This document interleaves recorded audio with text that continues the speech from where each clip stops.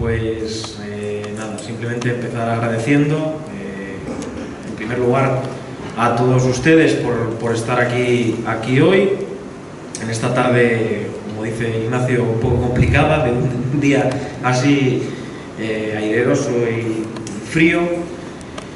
Y también porque, bueno, este proyecto desde el principio, la idea que tenía es que, bueno, pues la arqueología tiene que ser algo que huya un poco del concepto que se tenía habitualmente, de una cosa para eruditos, para 4 personas que leen artículos muy específicos y muy especializados, y que tenía que ser, bueno, pues un proyecto, una manera de acercar nuestro pasado a la sociedad actual y a la gente, ¿no?, pues que forma parte de o que vive en los mismos lugares, en los mismos enclaves, ¿no? Por eso vuestra presencia es muy importante y muy de agradecer. Y luego, evidentemente, bueno, pues queremos agradecer a Ignacio, al Ayuntamiento, a toda la corporación, a SACIR, a la Junta de Castilla y León, pues por haber contribuido a financiar y a desarrollar este proyecto que esperemos que se pueda continuar, porque, como vamos a ir viendo, son muchas las respuestas que ya hemos conseguido hacer, pero son muchas más las preguntas que nos siguen surgiendo, ¿no? Abrimos un poco esta conferencia, que vamos a intentar, pues, exponer todos los resultados globales que tenemos de estas 3 campañas de excavación, de cuál es la idea y lo que sabemos actualmente de la Peña del Castro. Y ya para empezar tenemos esta imagen de portada, ¿no? Es una imagen bastante sugerente, es una imagen, una reconstrucción fruto de la colaboración con el profesor de la Universidad de Burgos, Mario Laguero, en la que, bueno, pues ya podemos, de una manera bastante visual, conocer cómo era el área que tenemos excavada más o menos con más detalle de la Peña del Castro, ¿no? Ya no, si muchos de vosotros subisteis a ver las excavaciones y veis allí unos muros y veis allí unas cosas que a veces es difícil de comprender, bueno, esta sería la reconstrucción de aquello que tenemos arriba, cómo sería esa pequeña parte.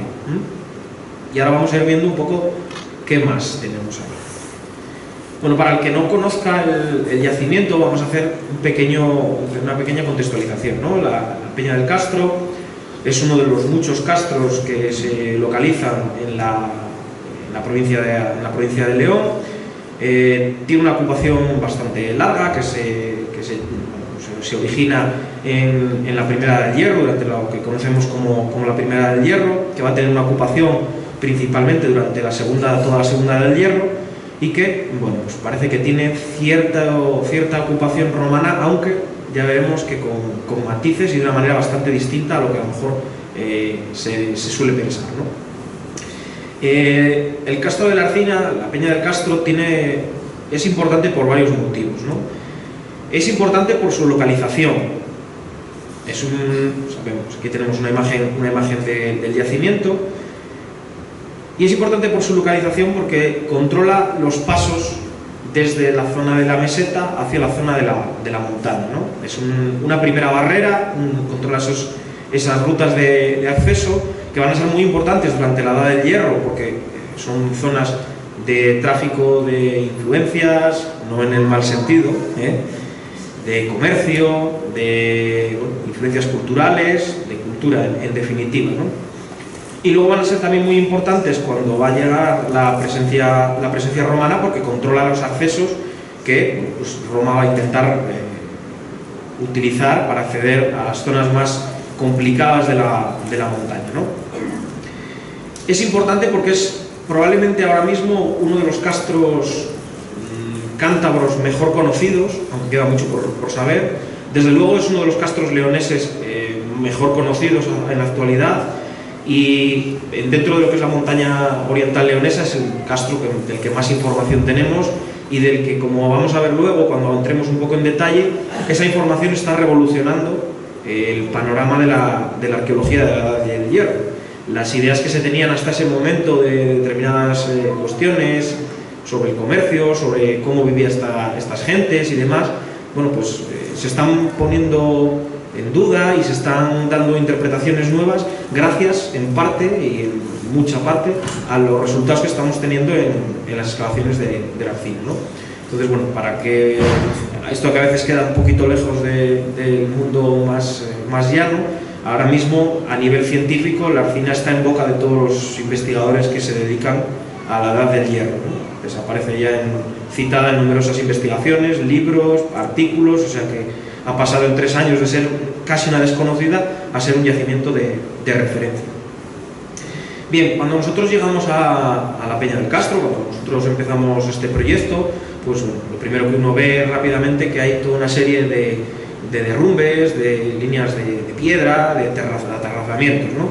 Un estudio un poco más en detalle de estas distintas restos, de estas distintas evidencias, lo que nos sugería es la existencia de varios recintos, que en un principio parece que tienen un crecimiento tal y como aparece enumerado, es decir, un primer recinto más antiguo, que sería el número 1, que estaría localizado en la zona más alta del castro, del cerro, en la cual bueno, pues aparecen toda una serie de, como luego veremos, de materiales, aparecen toda una serie de restos que bueno, en principio nos ascriben a esta primera fase a esta primera del hierro. Una segunda terraza que parece una expansión de este primer núcleo inicial, pues con nuevas líneas de muralla, se queda pequeño este poblado y probablemente se amplía. Un tercer recinto que es digamos, probablemente el último en ocupación, el último en el que tenemos casas, que es el que se ubica pues, en la zona más excavada del yacimiento. Y luego, como número 4, son todo un conjunto de defensas que están cerrando la ladera norte del yacimiento. La ladera sur lo que tiene son toda una zona escarpada, con paredes verticales, donde la naturaleza ya prácticamente nos está fortificando, mientras que la ladera norte es un poquito menos escarpada, no aparecen tantas rocas, es un poco más llana, y ahí pues, el hombre tiene que hacer lo que no hizo la naturaleza y se construyen toda una serie de aterrazamientos y de sistemas defensivos que hacen un poco más inexpugnable el lugar, ¿no? Esta secuencia, que al principio que parece un poco clara, después luego es un poco más compleja, pero bueno, para que nos entendamos, más o menos este sería el sistema. Bien, hasta el momento hemos realizado 5 sondeos en lo que es el yacimiento, con alguna otra intervención pequeña, pero básicamente son 5 intervenciones.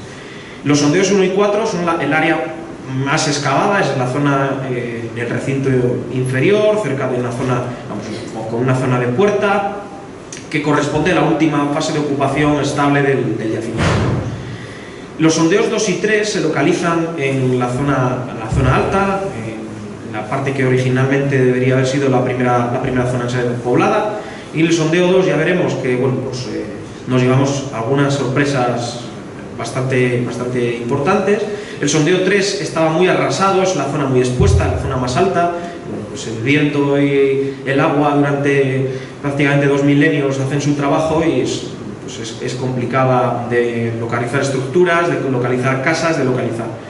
Y el sondeo 5, bueno, pues lo que nos sirvió es para conocer un poco mejor cómo funcionaban estos sistemas de terrazas, estos sistemas de parapetos, de defensas en esta ladera norte, ¿no? Bien, vamos a intentar seguir una secuencia desde lo que es más antiguo hasta lo que es más reciente, para intentar llevar un poco, de una manera clara, cuáles son las distintas fases de ocupación que hemos tenido en el yacimiento. Bien, como decía, la fase más antigua que conocemos es la primera del hierro. Aquí tenemos materiales un poco dispersos, luego nos va a contar ahora Edu, y nos llevan a una fase un poco indeterminada. No hemos encontrado en ninguna estructuras propiamente dichas, casas de las que podamos decir que son de la primera del hierro, y sí materiales dispersos. Aparecen básicamente en 2 zonas. Una, la zona más alta, lo que sería el sondeo 3, donde aparecen estas estructuras que se ven pues en esta diapositiva, que se ven aquí unas acumulaciones de piedras y unos pequeños surcos que, como digo, están muy arrasados y probablemente pues, fueran las huellas de algunas construcciones de materiales perecederos, de madera, incluso de algún tipo de adobe, de entramados, que se pierde, que pues, con el paso del tiempo se perdieron y solamente queda esa huella, ¿no? Esto es en la zona más alta. Pero este año, esta última campaña, cuando nos hemos puesto a excavar en las casas de la zona de los sondeos 1 y 4, de la zona que conocemos mejor, bueno, pues debajo de los suelos de las cabañas de la segunda del hierro nos aparecieron una serie de niveles en los que, bueno, esta sería la cabaña cuadrangular, los restos de algunos de estos niveles sobre la roca madre.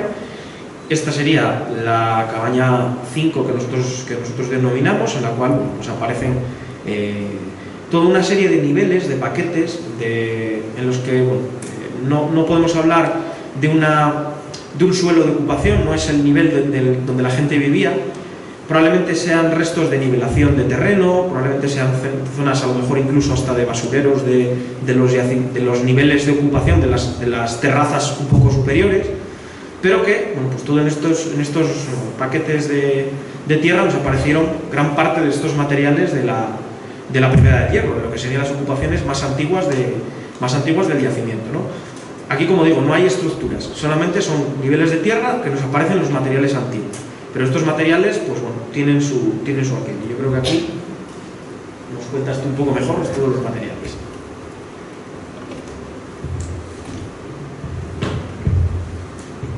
En este área, sobre todo en la cabaña 5, como comentaba Víctor, bueno, aparecieron una serie de materiales que son los que nos dan esta cronología de la Primera del Hierro, y allí aparecieron sobre todo cerámicas. Encontramos cerámicas muy gruesas, hechas a mano, con muchos desgastantes locales, con pies realzados, como ese que tenéis debajo de, bueno, se llama Víctor, ese de ahí, un pie realzado, decoraciones en zigzag, como esa que veis ahí arriba, asas, carenas y demás, bordes lisos, cacharros muy simples, que nos recuerdan mucho a la cerámica meseteña, a la cultura que se denomina de Soto, y que bueno, tiene paralelos también en la zona de Palencia, norte de Palencia, también la Piedemonte, y que nos están hablando pues, bueno, de esas influencias de la zona de la meseta y esa confluencia con la zona oriental cantábrica. ¿Qué cerámicas son las que suelen aparecer aquí? Pues, bueno, sobre todo cerámicas grandes, de almacenaje, cerámicas de cocina, cuencos cerrados, que bueno, están teniendo una alimentación muy básica, a base de guisos y demás, y bueno, recipientes donde se almacenan estos productos. Además, aunque estemos hablando de la Edad del Hierro, puede parecer raro, pero también existe una talla de piedra. No solamente se talla piedra en el Paleolítico, sino que esta gente también trabajaba la piedra y realizaba diferentes utensilios que les sirven para el trabajo de día a día. Aquí, por ejemplo, tenemos una lasca de cuarcita con pequeñas muescas y demás, que lo que hacen es un denticulado que bueno, sirve perfectamente para pelar un palo, para cortar madera y demás. Entonces, bueno, que parezca llamativo hablar de hierro y de piedra a la vez, que parece que bueno, el hierro es algo mucho más tecnológicamente más avanzado, como esta gente es gente muy práctica y corta mucho más a lo mejor una lasca de cuarcita que un cuchillo de hierro de la época, ¿no? Y aparte de estos elementos, bueno, también tenemos otros objetos metálicos, muy poquitos aparecieron. Lo que me llama la atención, pues, bueno, un lingote de pequeño tamaño, de un material de cobre, bronce y demás. Y esta pulsera, que son pulseras abiertas, también muy típicas de la zona de la meseta, del Valle del Ebro y también de la zona cantábrica, y que suelen aparecer decoradas con líneas, zigzags y demás, y que nos están hablando pues, eso, de un mundo del cambio de momento entre el hierro 1 y el hierro 2. Estamos hablando del siglo VI, V, VII, una cosa así, que nos retrotraen a ese momento.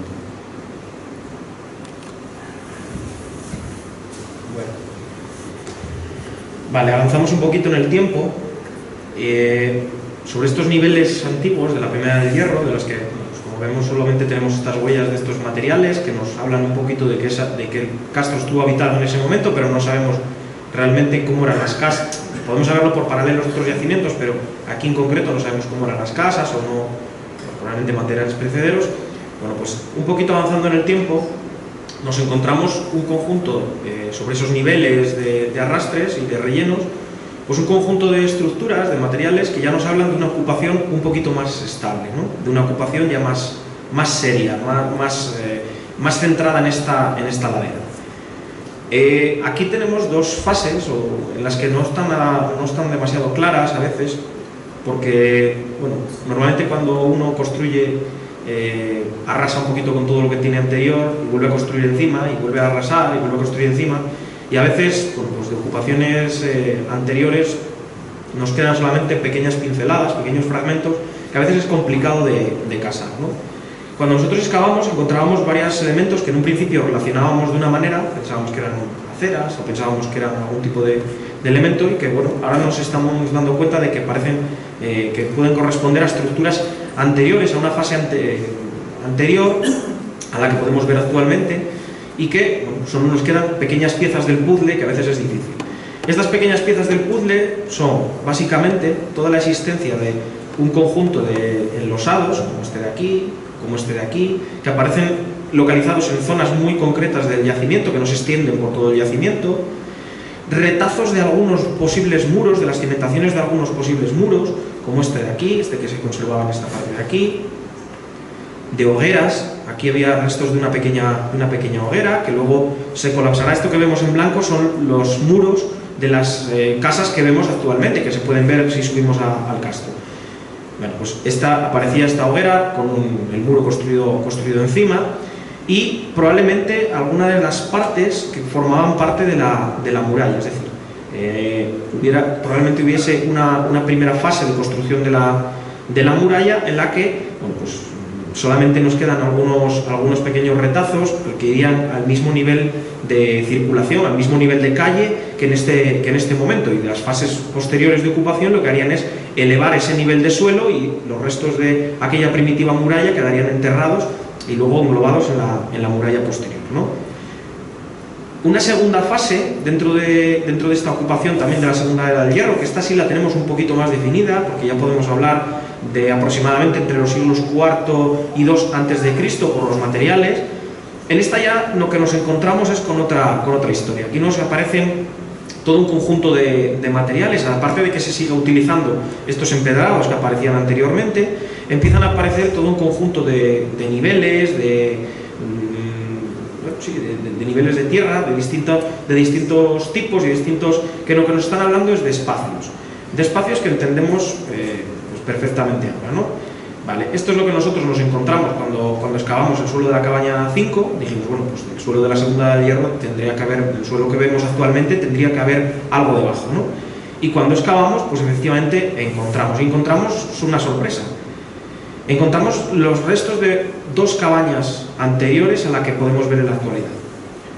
Esta es la cabaña que vemos en la actualidad, que es de la fase más reciente, y aquí lo que nos aparecían eran los restos de un primer muro que continuaría hacia aquí y haría pues, una cabaña circular hacia la izquierda, y un segundo muro muy mal conservado que lo que haría son los restos de otra cabaña que quedaría hacia la derecha. Aparte de estos muros, que como veis, bueno, pues se conservan bastante mal, lo delimitan algunos elementos, ¿no? Por un lado, aquí lo delimita el propio empedrado, y por otro lado los tipos de tierra que nosotros encontramos, los niveles de suelo que terminan donde terminan estos retazos de muro. De aquí hacia un lado ya cambia totalmente, de aquí hacia otro cambia totalmente. Además nos encontramos algunos restos de los suelos que formaban parte de aquellas casas que luego se arrasaron, ¿no? Si vemos, por ejemplo, en el recuadro rojo, esto de aquí es los restos, muy poquitos, si lo comparamos con la extensión de la cabaña, digamos que estaríamos hablando de esta parte de aquí solamente. Son los restos de un suelo de arcilla pisada, tierra pisada, en la cual, pues por el efecto de tantos años de apisonamiento, queda un suelo bastante duro. Y solamente se conservaba en esa parte. Aquí podemos ver, por ejemplo, en la fotografía, dónde están los muros de la casa que vemos actualmente, cómo hay una capa de tierra un poquito por encima, y luego estos restos de suelo que aparecen por debajo, ¿vale? Aquí lo vemos un poquito más claro. Vemos aquí marcado en rojo el muro de una de la cabaña que quedaría hacia la derecha, con los distintos restos de los suelos que formaban parte de aquella casa, y vemos aquí marcado los restos de los muros que formaban parte de la otra vivienda, de la otra estructura. Evidentemente son retazos. Cuando se construye esta otra gran cabaña, la cabaña 5, corta en dos las estructuras que había anteriormente.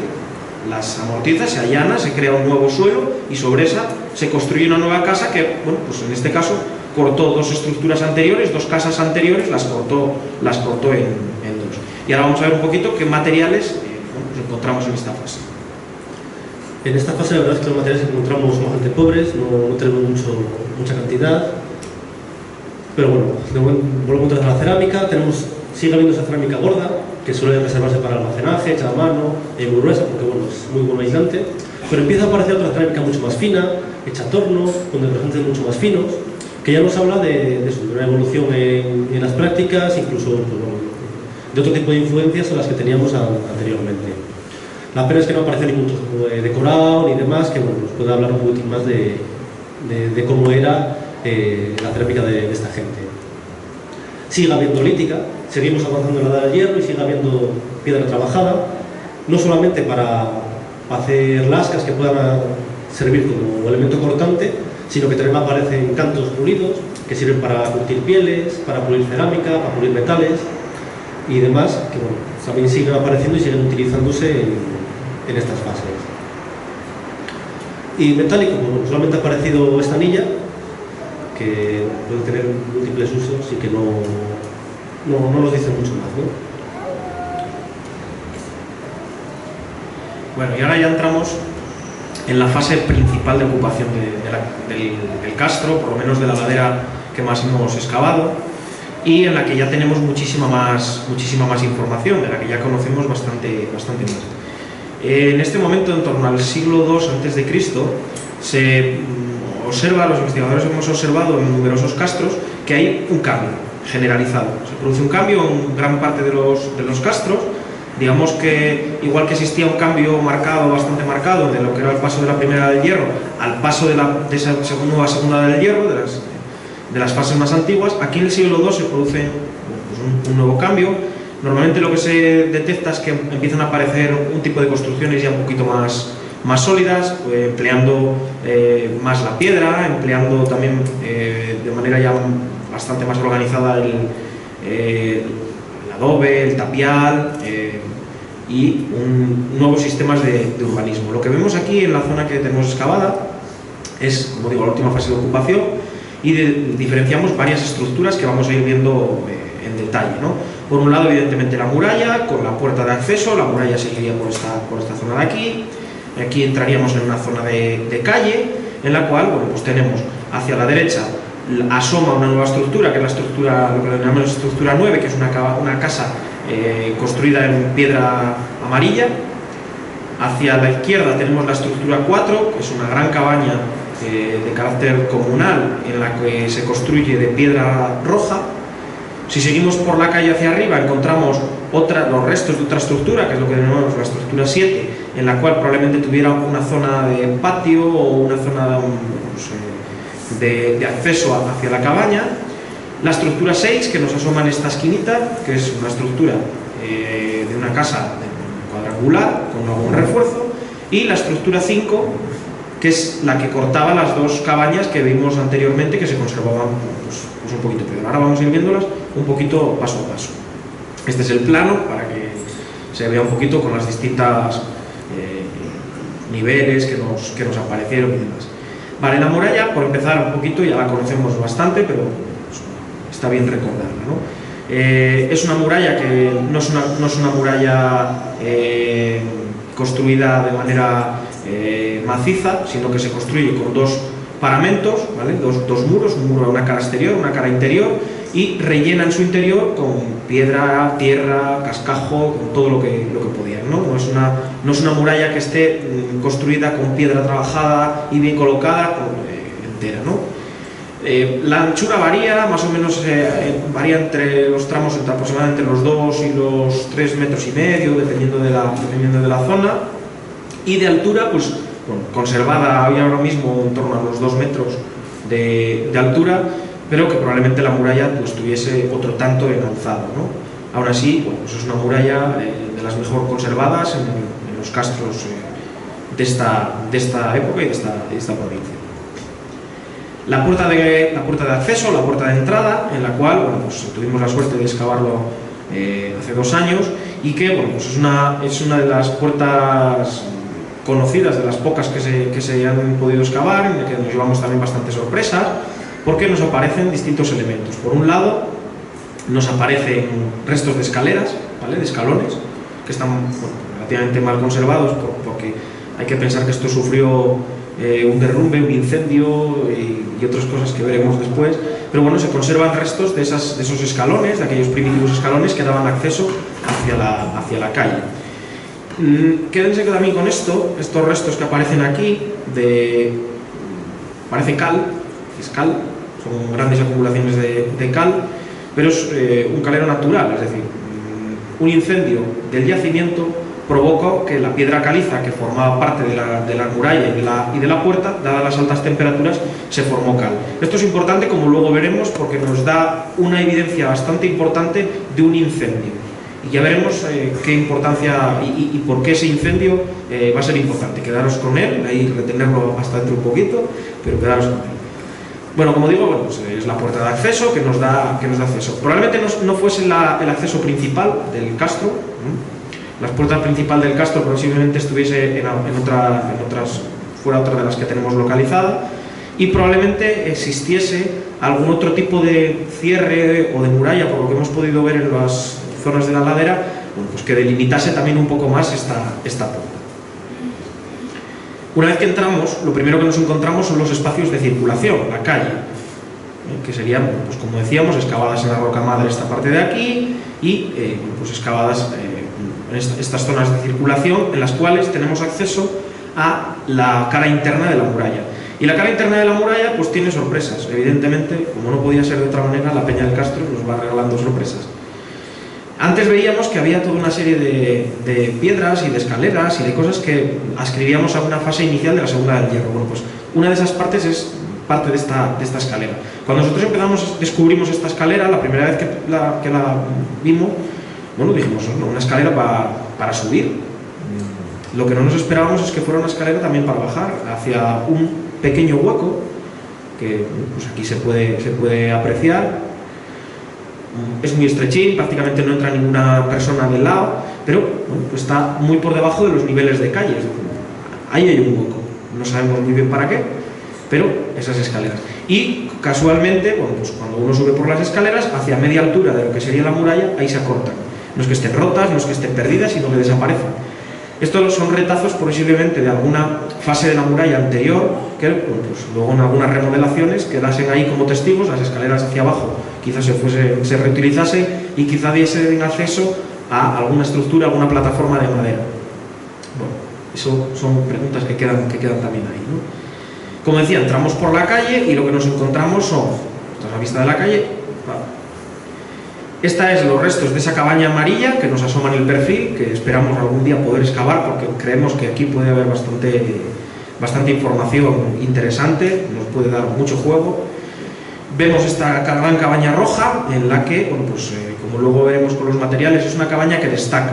Destaca primero por la utilización de piedra roja, que la diferencia del resto de construcciones. Es una cabaña construida maciza de piedra, con la misma técnica que la muralla, son dos muros rellenos de cascote, pero que es muy distinto a cómo se van a construir el resto de casas, que se van a construir con un pequeño zócalo de piedra y con alzados de tapial y de entramados vegetales. Aquí tenemos una casa a la que se dedica mucho tiempo, mucho esfuerzo, mucho material, es un elemento diferenciador.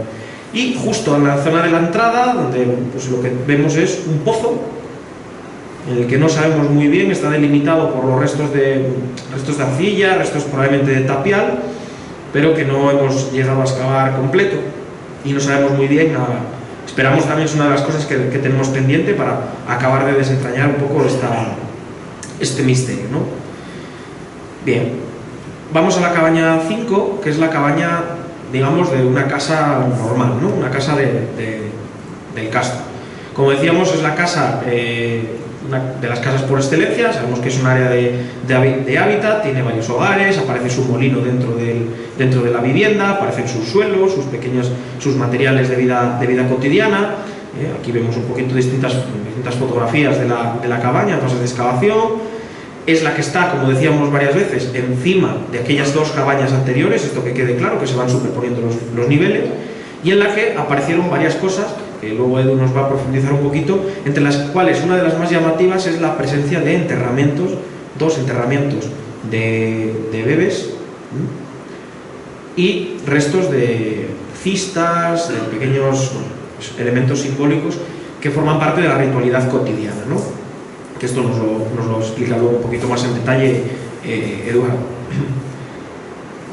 Restos de esta casa, como digo, para que sepamos que es una casa y la diferenciemos bien de lo que luego vamos a ver, aparecen sus muros, aparecen sus suelos de habitación, aparecen, como digo, sus hogares, los restos de las construcciones, etc. Es una, como vemos, es una casa, no tiene más.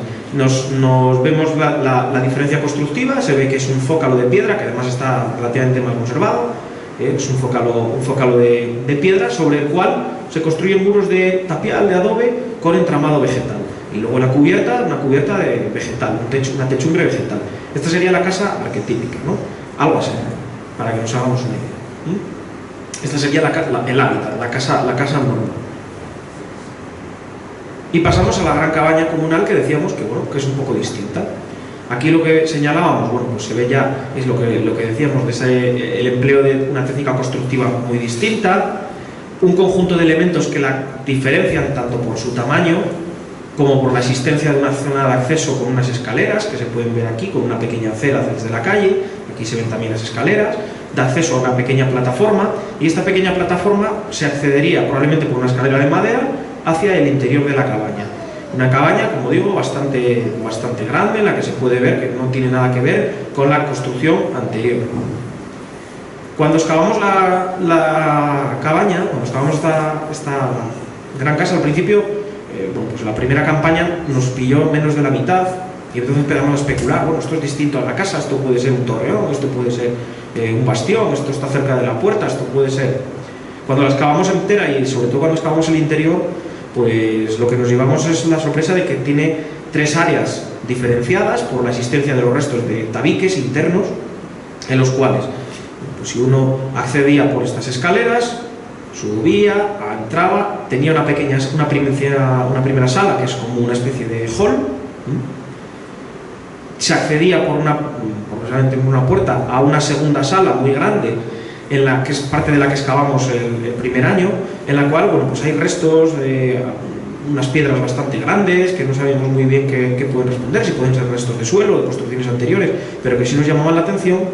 Y luego nos apareció una tercera sala, que es bastante curiosa y es, luego también Edu nos va a explicar un poquito más en detalle, pero es una de las salas más llamativas de la cultura castreña de la montaña cantábrica, ¿no? Veremos luego un poquito qué es lo que tiene, quédense con el espacio también, ¿no?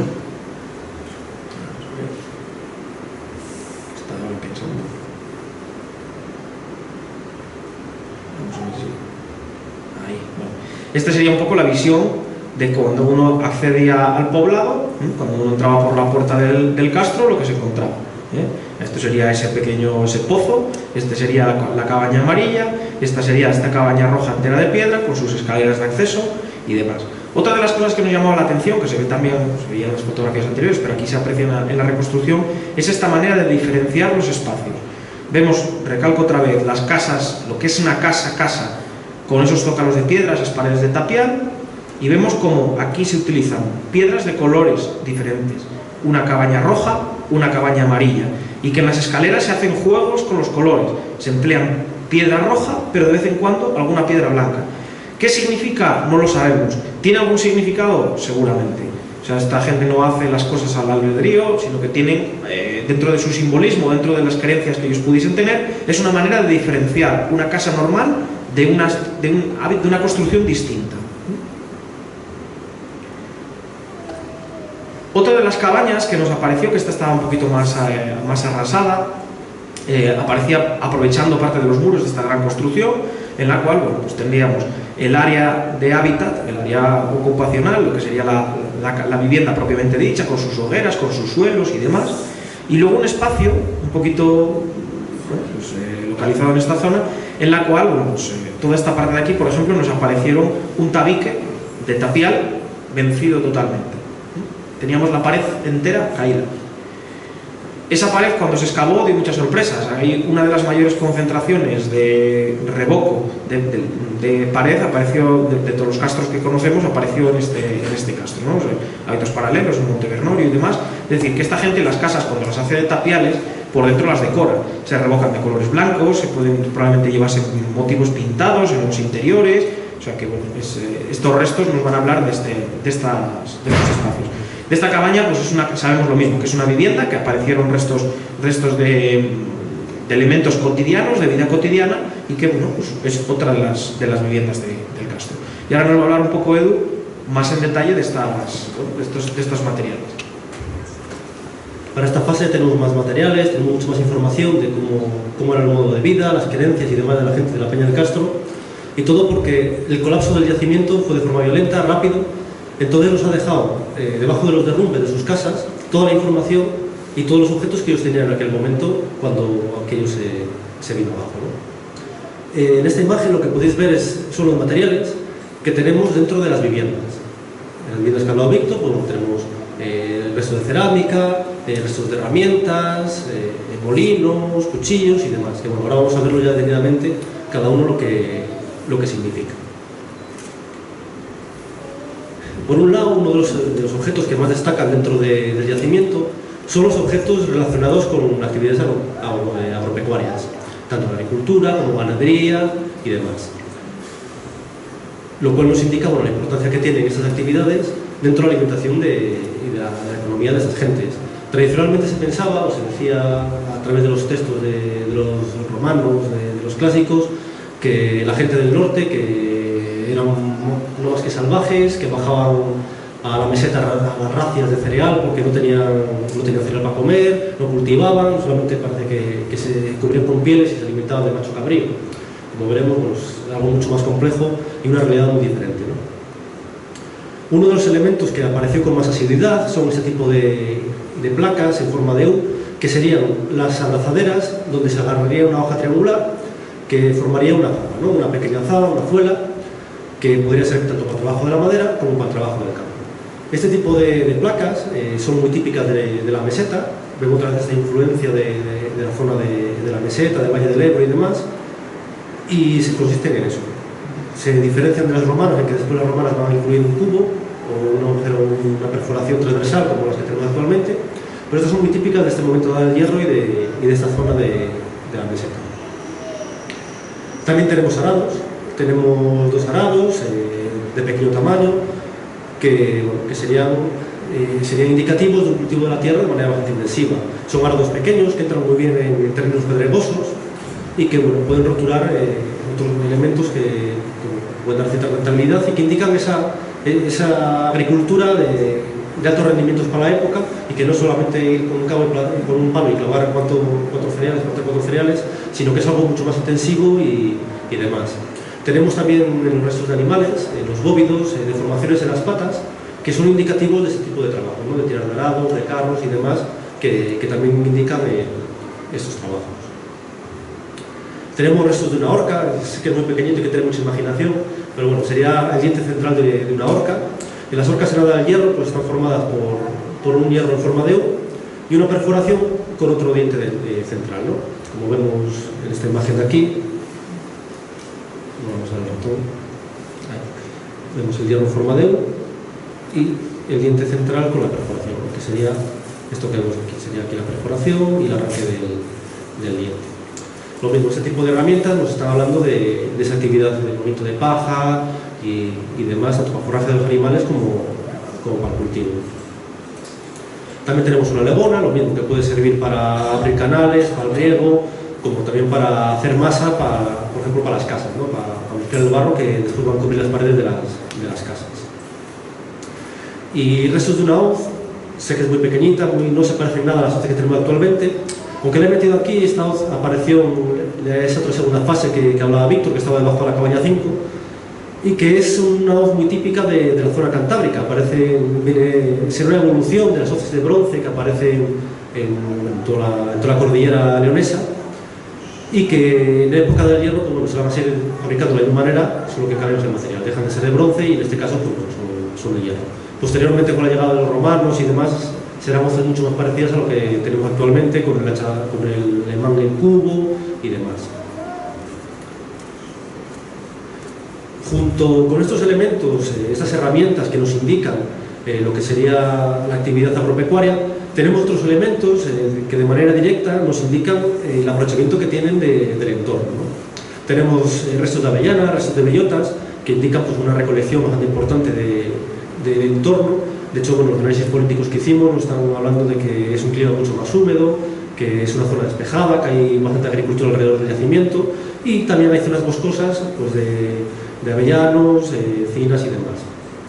Y después también, por ejemplo, aquí tenemos quemado, en esta foto aquí abajo, me imagino que lo veis algo mejor que lo vemos aquí nosotros en pequeñito, que son restos de la techumbre, de la cabaña esta grande, de la cabaña en D, que aparecieron en el incendio que se produjo dentro, y que parece indicar como lo que están utilizando para el techo, pues tojos y piornos y demás. También frente a lo que se cree habitualmente, que se suelen poner tejados de paja, pues realmente no, esta gente lo que utilizaba era otro tipo de herramientas, otro tipo de productos, de plantas para techar, ya que normalmente con lo que se techa es con centeno, que hasta la Edad Media no se va a distribuir por la península ibérica. Entonces cuando ves una casa castreña techada con paja no es real, porque hasta ese momento la paja que se le va a techar no existía. Aparte de la actividad agropecuaria, tenemos también restos de actividad artesanal. Esta actividad artesanal es importante reseñar que apareció habitualmente dentro de las viviendas. ¿Esto qué nos está indicando? Que las viviendas son centros de producción. ¿En qué sentido?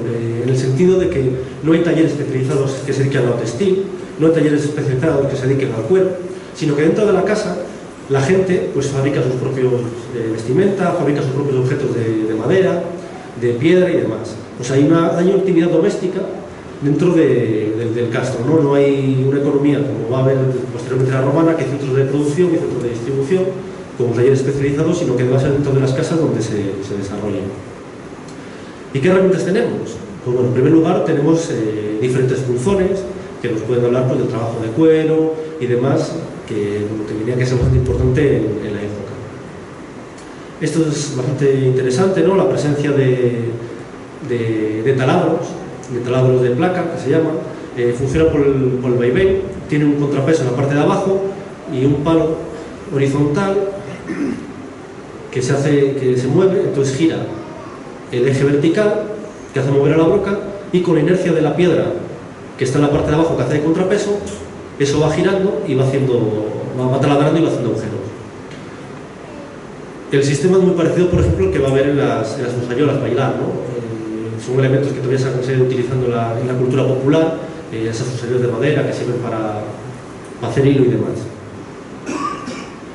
También tenemos punteros, cuñas, formones, que lo que nos están hablando es también del trabajo de la piedra y del trabajo de la madera.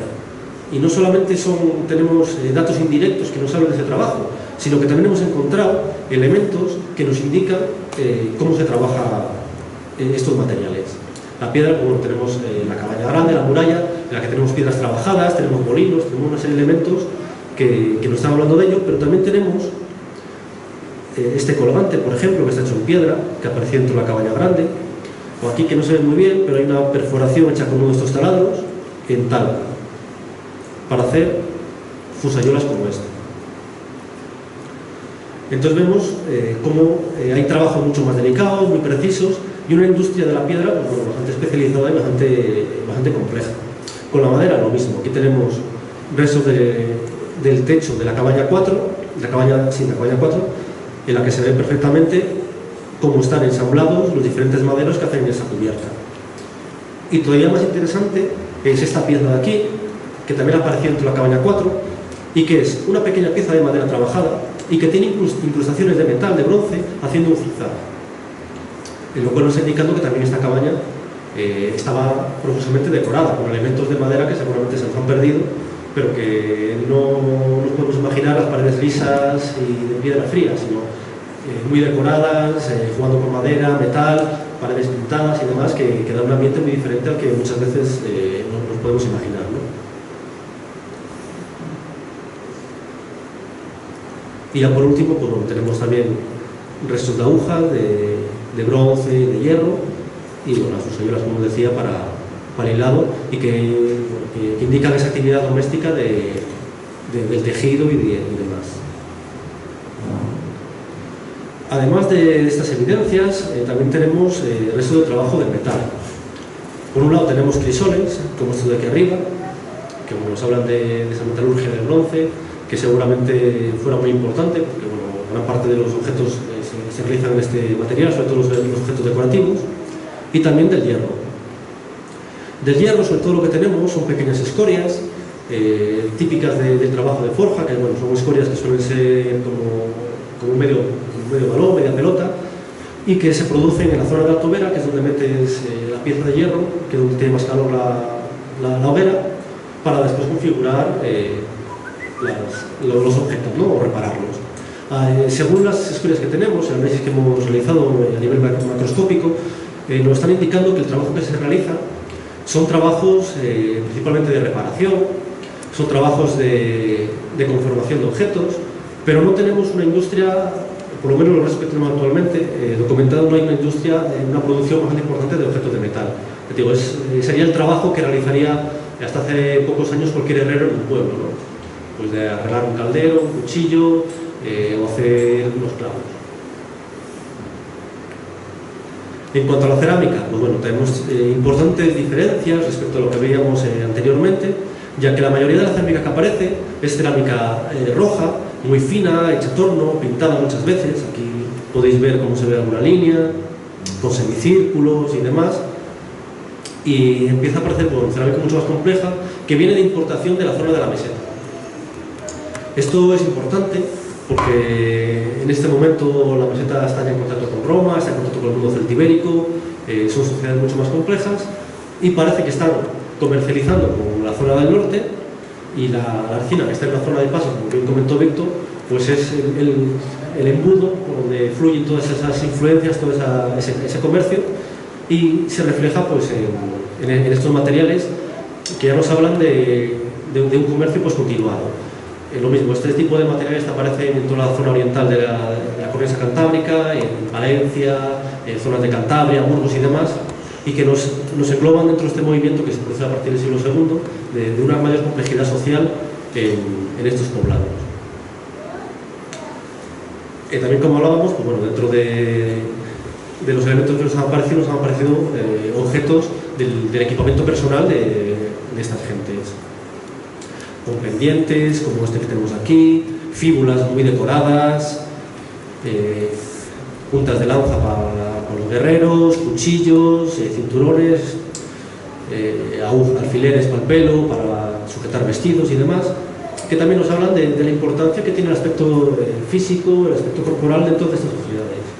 El decorar el cuerpo no es algo típico de hoy en día, sino que tiene mucha tradición a lo largo de la historia, y además lo que indica es, por un lado, posición social.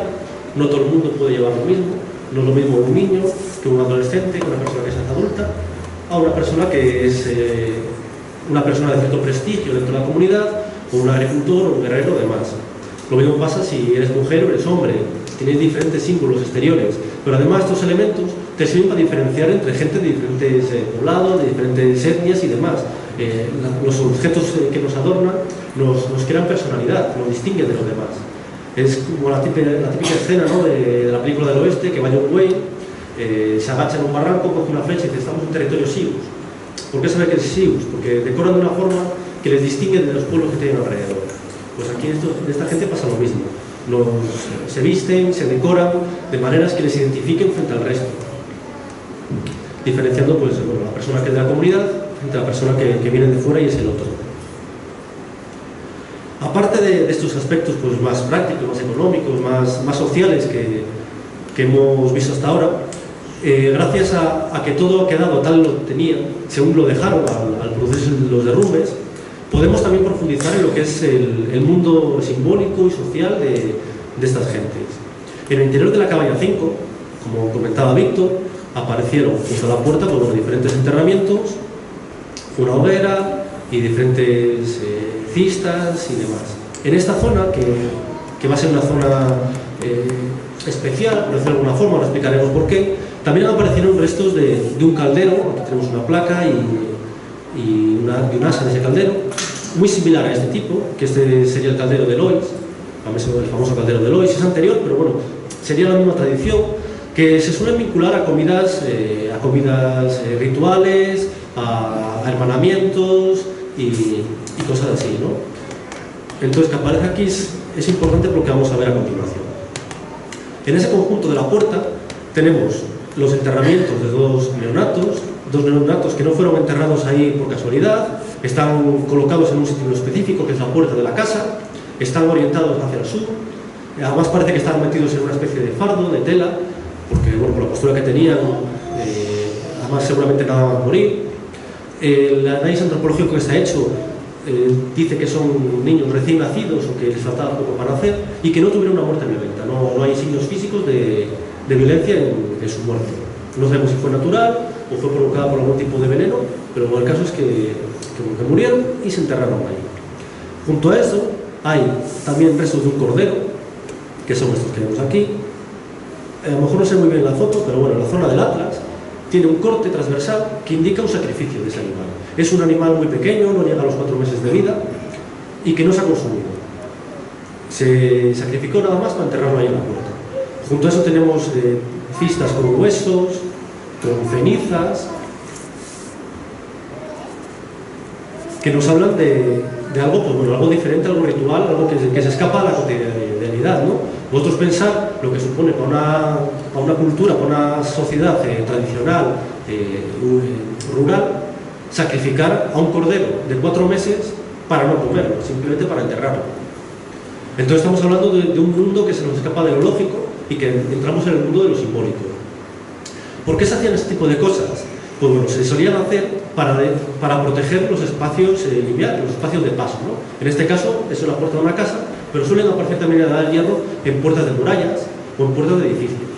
Porque normalmente la comunidad, el interior, está protegido por las murallas, por las paredes de la casa, por esa serie de elementos, nos sentimos protegidos. Pero la puerta son zonas de paso, son zonas que están desprotegidas y pueden entrar tanto enemigos, pero también como espíritus malignos, como el otro, la gente que está afuera, ¿no? Entonces, se suelen hacer ese tipo de enterramientos, este tipo de sacrificios a los dioses, para proteger esos espacios lineales, esos espacios débiles, y de esa forma, de manera simbólica, protegerlos.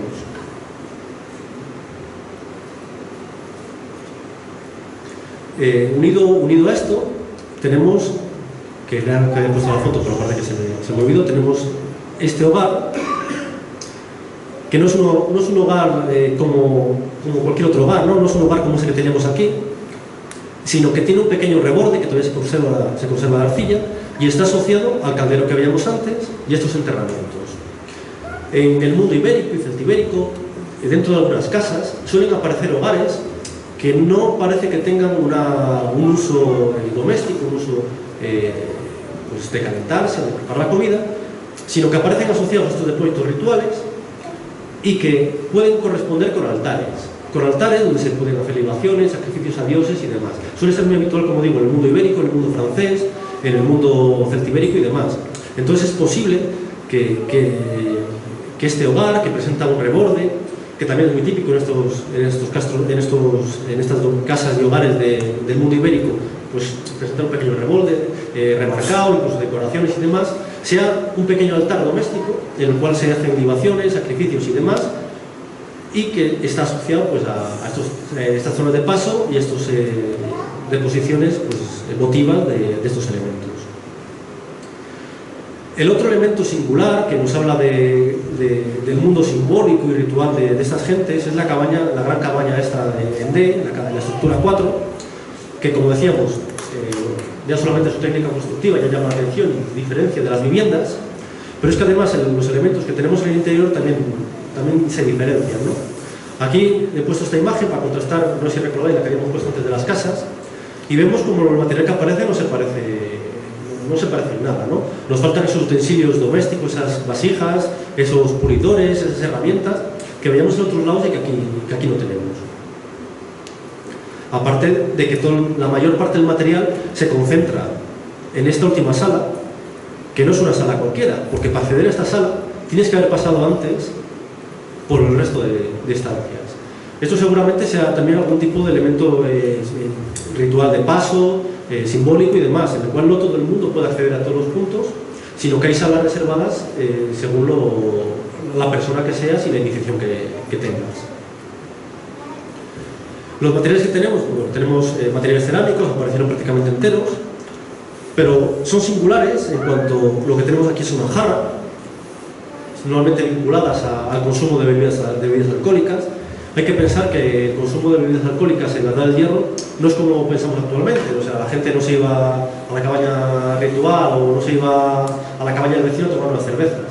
Esta gente bebía cerveza, bebía hidromiel, pero son un portal para socializar con el resto de gente, para llegar a acuerdos, pero también para conectar con el mundo del más allá, con el mundo de los dioses y con el mundo de la ritualidad. No se bebe solamente siempre, sino que se ve en determinados momentos. Es una cosa, por ejemplo, que llama la atención a los romanos, ¿no? Cuando dicen, no, es que bebían leche. Claro, es que habitualmente no bebían estas bebidas alcohólicas para comer habitualmente, las reservan para momentos especiales, para fiestas, para rituales y demás. De hecho, los análisis que se han hecho sobre cervezas antiguas están dando trazas de LSD, trazas de marihuana y trazas de otros opiáceos que lo que están diciendo es que bueno, la gente cuando bebía venía a ponerse ciega y claro, que conectaban con otro mundo y conectaban con lo que querían. Aparte tenemos, bueno, también aquí otro cuenco, otra especie de jarra, muy típica también de la meseta, también de importación, y aquí una botellita, también típicas del mundo baxeo, y que están vinculadas pues, a rituales, por lo mismo funerarios, para hacer libaciones y demás. Otros objetos que tenemos, bueno, objetos decorativos, tenemos un montón de placas decoradas con zigzag, soleados, aquí tenemos una media luna, remachadas en madera, que seguramente pues, estamos hablando de muebles o de madera decorando las paredes, y como digo, algo mucho más complejo de lo que creemos, ¿no? Y también tenemos elementos como armas, un gran cuchillo que podría haber servido perfectamente para un sacrificio como el que vimos delante del cordero, una punta de lanza que está doblada de manera voluntaria, también veremos qué puede significar, colgantes, aquí tenemos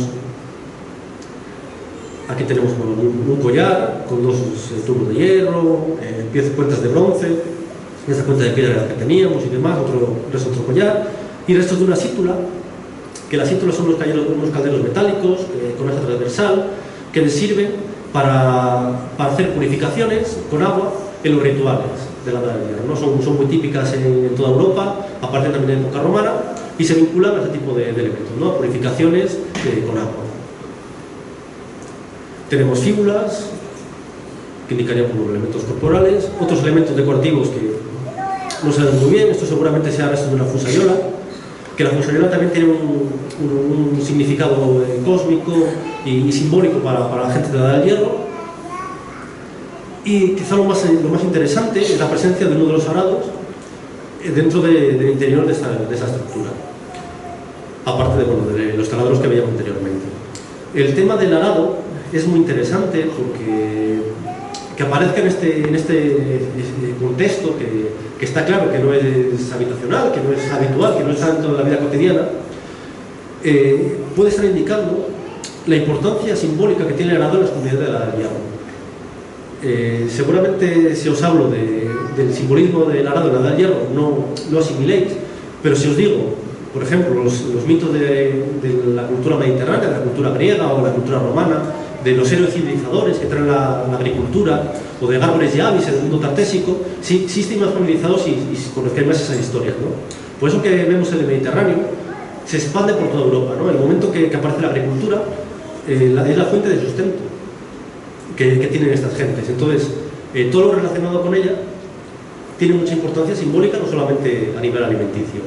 En todo el Mediterráneo, en el mundo baxeo, en el mundo celtibérico, aparecen arados votivos, arados en espacios singulares, arados como ofrendas, arados votivos y demás, que nos indican eso, la importancia que tiene la agricultura y el culto hacia precisamente el elemento que permite hacerla, que es el arado.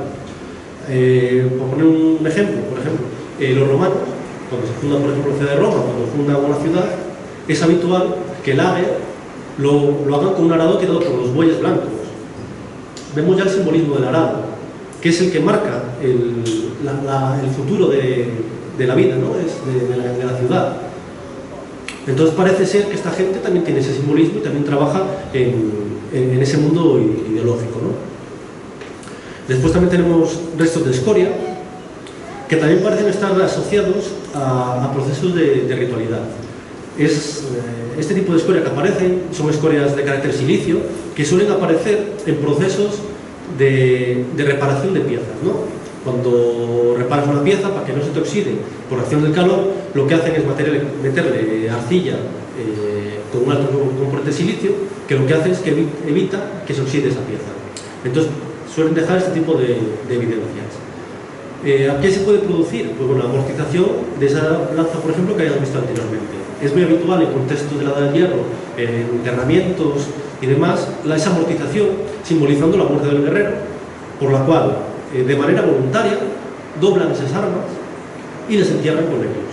El hecho de que aparezca aquí esas escorias y esa punta de lanza nos sugiere que puede estar en esa línea, ¿no? En esa línea de hacer un acto ritual que probablemente se hiciera en ese tipo de estructuras, además donde aparecen que es en esa última sal que no está permitida a todo el mundo.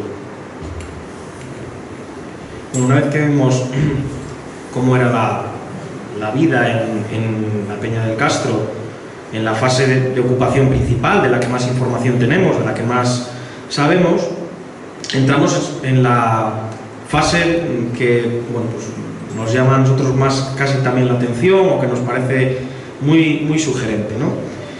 Bueno, por todos es conocido la presencia de Roma, ¿no? Roma lleva en la península ibérica bastantes años cuando decide o cuando fija su atención en el noroeste de la península ibérica, en los territorios de lo que hoy es Asturias y Cantabria, los territorios de los astures y de los cántabros.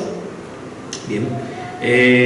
Y aquellas guerras de conquistas empiezan más o menos en el año 29 a.C., se extienden hasta el año 19 a.C., y la Ercina, bueno, pues, como vamos a ver a continuación, tiene todas las papeletas para haber estado en el sitio y en la época y en el momento y en el lugar para haber formado parte, bueno, pues de los enclaves y de los escenarios de aquel conflicto, ¿no? Esto es un poco una de las mapas. Existen infinidad de mapas, cada vez van saliendo más yacimientos, cada vez se van haciendo más información, se van teniendo más información sobre las distintas, bueno, pues, hipótesis de cómo fue aquel conflicto, del que realmente tampoco sabemos mucho.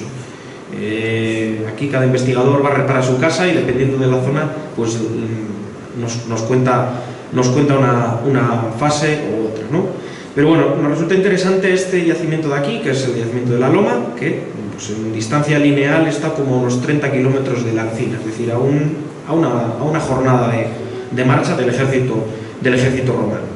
Este yacimiento de aquí fue conquistado por Roma, aparecieron varios campamentos asediando ese yacimiento, y la conquista de este castro, de este poblado, abriría una ruta de acceso, una ruta de conquista que, bueno, pues podría llegar perfectamente al yacimiento de la Peña del Castro, ¿no?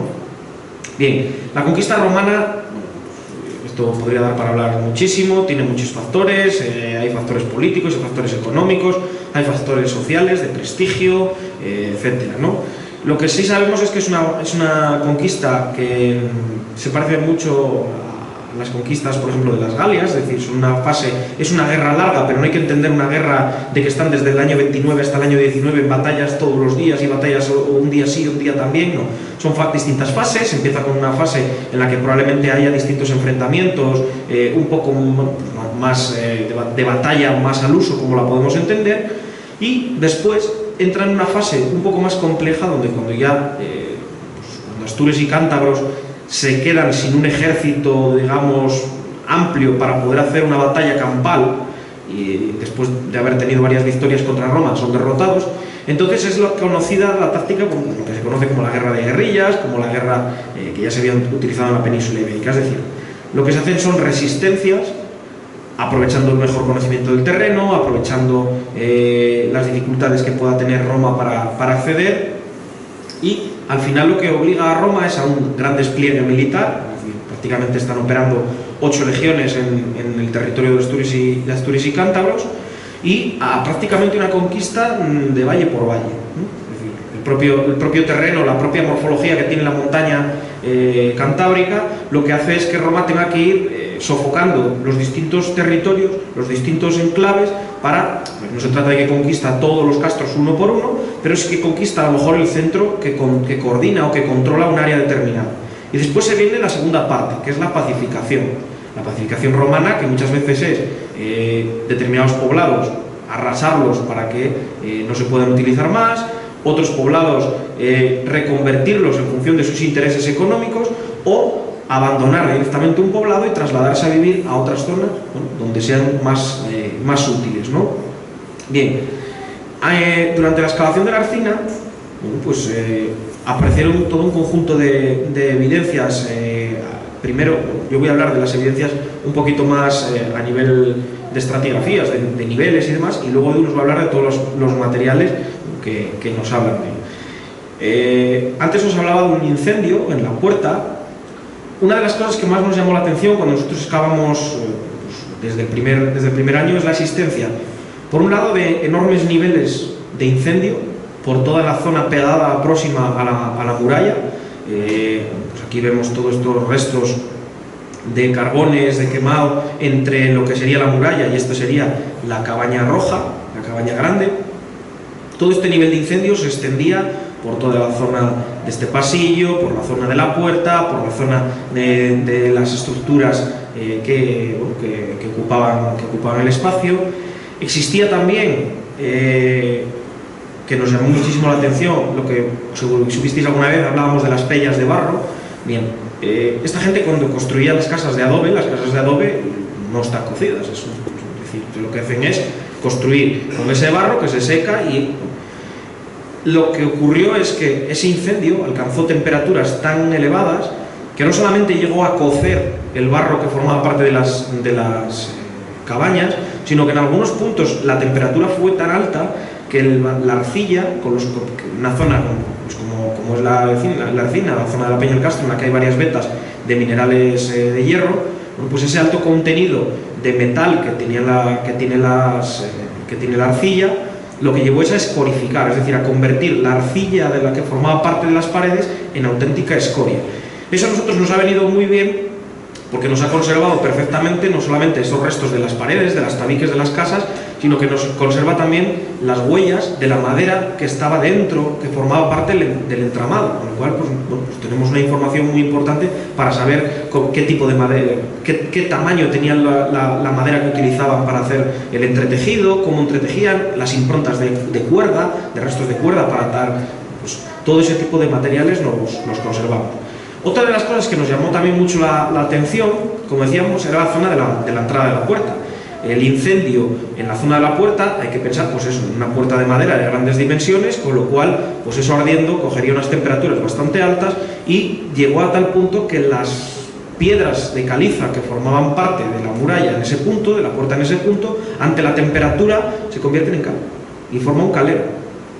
Y otra de las evidencias también que también nos llamó mucho la atención cuando estábamos excavando la parte exterior de la muralla, lo que documentamos fue la existencia de una zona totalmente sepultada por el derrumbe, en la cual aparecían huellas de fuego en la cara externa de la muralla, en la piedra, con huellas de ceniza y de incendio en la base de esa muralla y en el interior de la muralla. Bueno, esto lo que nos sugiere es una técnica que ya emplea Julio César en las guerras de conquista de la Galia.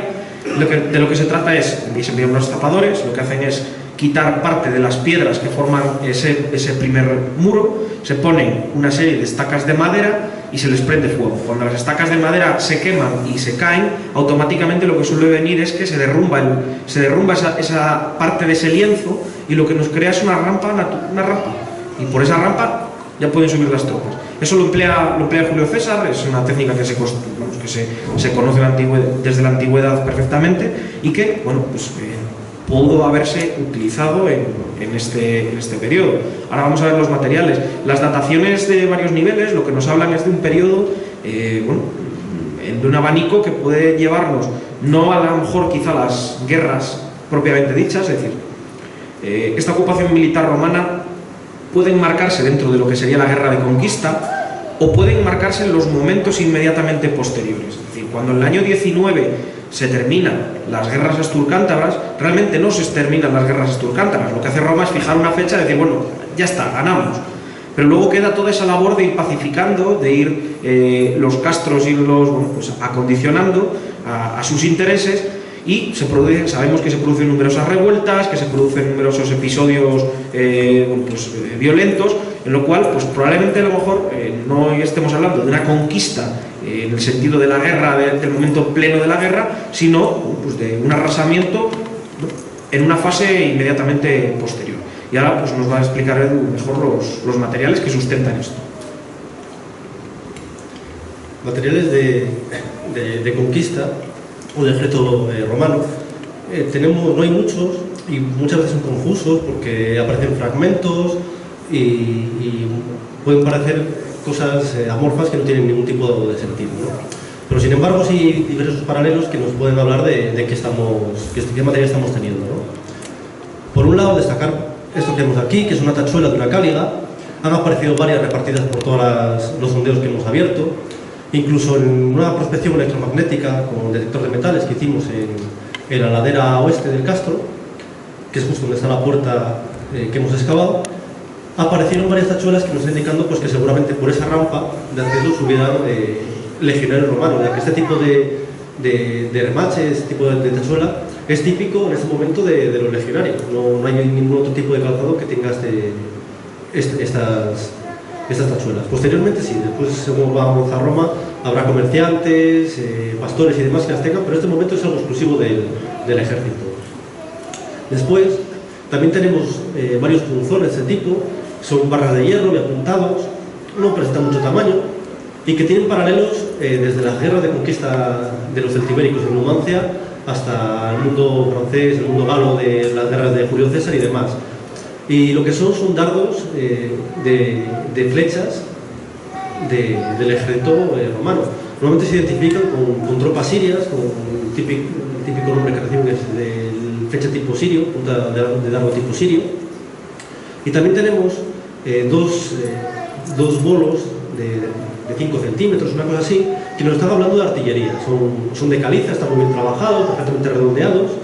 Y es un material que además no es de aquí, este tipo de caliza no es la propia de la Alcina, y que es la que utilizan los ejércitos romanos para hacer bolas que después lanzan con herramientas como esta, ¿no?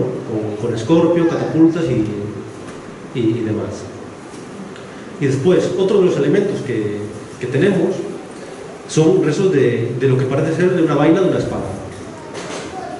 Aquí hay que echarle mucha imaginación, pero el paralelo no lo hemos sacado por esta pieza, sino por otras piezas que aparecen en otros castros de la época y que presentan una decoración, ¿no?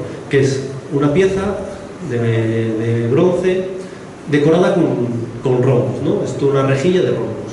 Aparecen en yacimientos como Montevernorio, aparecen en Herrera de Pisuerga, que ahí está asentada la Legión Corta Macedónica, y que son típicos, que no van a aparecer hasta un tipo de espada determinado, que es la que se denomina tipo Main, que es, sería esta espada que tengo aquí en la foto. Y además también tenemos uno de los remates que llega en la parte de abajo de una de estas vainas de esas espadas. Como vemos, no son muchos los elementos, seguramente tengamos más, lo que pasa es que es muy difícil identificarlo, porque pueden ser restos de armaduras, restos de armas que al ser fragmentos muy pequeños no podemos saber a qué objeto pertenecían, ¿no? Pero como vemos, hay elementos que nos están indicando la presencia militar romana en la época, además con materiales muy típicos de la época de conquista del norte. Ahora, simplemente para contextualizar, después de esta conquista o de estos materiales más militares, bueno, este año se hizo una ampliación del sondeo número 2 en la parte más alta del yacimiento, junto a un parapeto.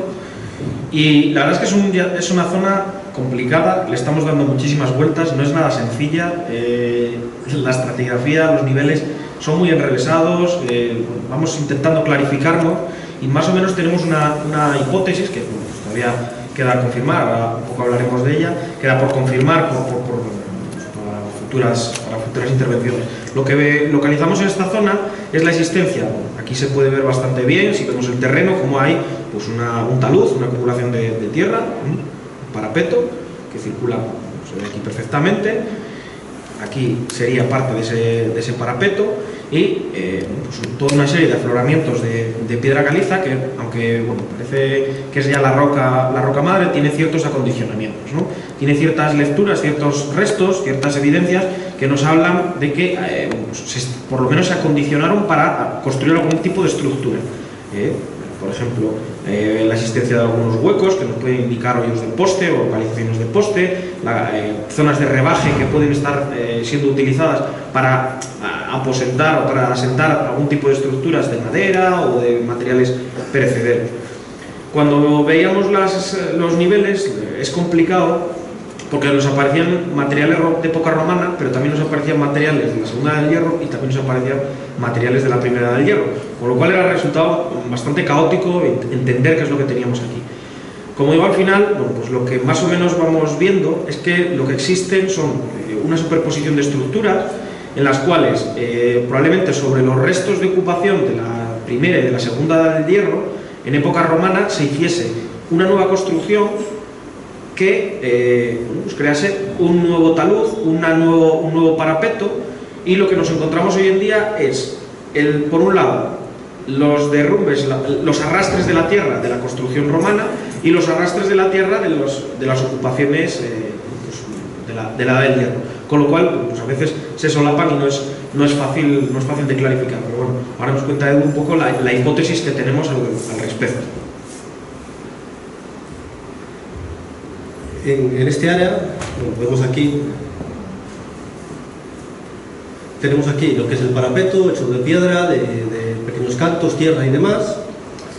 Ese sería el nivel de circulación con el que se encontraría con el parapeto, y esto sería el nivel de la Edad del Hierro, que bueno, aparece una cabaña y demás, y parece que la cronología estaría relacionada con lo que veíamos abajo de la cabaña grande, de esas tres casitas y demás. ¿Qué materiales tenemos? Bueno, los materiales que nos aparecieron fueron restos de teja, que apareció aquí, la tébula, que es una teja plana, y después la teja curva cubriendo las puntas, ¿no? Es el típico tejado romano, y lo que nos está indicando es que hay una construcción un poco estable, ¿no? Tenemos elementos como la teja, que ya nos pone un esfuerzo subirla hacia allá arriba y demás, y ya nos indica una construcción un poco estable. Además, tenemos el parapeto, que ya nos está indicando una posición defensiva, lo cual, bueno, también ya nos está dando pistas de que es posible lo que encontramos ahí. Aparte tenemos otros materiales típicamente romanos, como puede ser el vidrio, como puede ser este tipo de vasitos que se llaman de cerámica de paredes finas, y también tenemos restos de grandes vasijas como esta de aquí abajo, que es lo que se llama andolia, que son cerámicas de almacenaje. Son pastas muy gruesas, mucho desgrasantes, y bueno, que sirven para almacenar cereales y otros productos. La asociación de paredes finas y de vidrio es muy habitual en este momento de la conquista de los ejércitos, porque es cerámica que son elementos que traen de Italia, traen de Roma, y bueno, también les da como cierto civismo, ¿no? Después de la guerra de la barbarie, pues bueno, trae estos elementos un poco de lujo que da cierto... les recuerda lo que dejaron en casa, ¿no? Y suelen ser muy típicos, pues, en toda la provincia cantábrica, en estos establecimientos romanos. ¿Cuál es una de las hipótesis que barajamos? Pues bueno, aparte de que lo han montado en enclave en la parte más alta, muy defendida, han hecho un talud defensivo, tienen ese tipo de elementos. Una de las cosas que barajamos es un fenómeno muy típico que sucede después de la conquista, que es la existencia de lo que se conoce como un castelo o una torre, ¿no? Una torre romana. Una vez que conquistan el norte, les queda la segunda parte, que es controlar los accesos, porque tú puedes conquistar al poblado, pero después de esa ruta tienes que controlarla. Entonces lo que hacen es diseminar, muchas veces en antiguos castros, diferentes torres pegadas a zonas de paso, que lo que hacen es, bueno, asegurar el abastecimiento a las zonas interiores de productos como puede ser la cerámica, puede ser de alimentos y demás. Entonces es muy probable que estemos este tipo de construcción. Van a ser muy típicas desde que acaba la guerra hasta más o menos el año 48, 50, que es cuando la mayor parte de las legiones de España se se llama Balines Germano, que van a copiar este sistema defensivo de pequeñas torres y que será ya cuando desaparezcan. Parece ser que la ocupación de aquí de la Arcina se produce un tiempo después del abandono del castro, porque encima de esas construcciones que encontramos arriba hay un momento de abandono que se documenta, que seguramente corresponda con eso, con un momento posterior a la guerra, y después parece ser un momento muy leve, una ocupación muy pequeña, porque no se encuentran estratos potentes que nos hablen de algo mucho más estable. Y después, también como curiosidad, dentro de estos materiales de época romana, que la verdad es que nos llamó bastante la atención, es la presencia de una pesa de red hecha en plomo, muy típica de época romana, aparece ya en la zona del estrecho de Gibraltar en el siglo V o IV antes de Cristo, y después van a permanecer prácticamente hasta la actualidad. Es algo muy simple, es una lámina de plomo que se enrolla encima del lateral de la red y sirve de contrapeso para que se pueda sumergir. Aparecen tanto este tipo de pesas, tanto para la pesca marina como también para la pesca fluvial. Entonces es probable que la guarnición que estuviera allí, aparte del abastecimiento que pudieran tener, se dedicara también a la pesca en arroyos, ríos y demás del entorno.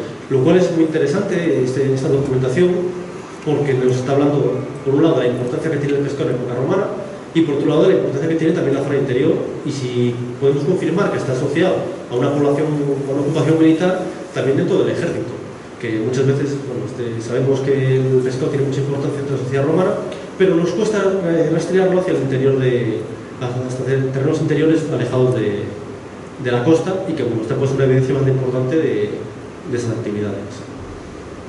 Ya para terminar, vamos a ir de manera muy rápida, recalcar el valor social y el valor que tiene el proyecto de Arca Alcina, que no solamente es excavar, es descubrir lo que hemos estado hablando hasta ahora, sino que también es que la gente conozca su patrimonio, participe de él, lo conserve, y que, como siempre decimos, esto no es de los arqueólogos, sino que es de la gente que vivís aquí y que sois los responsables de su cuidado y los mantenedores y los que tenéis que encontrar a la gente realmente el patrimonio que tenéis y la riqueza que tenéis aquí.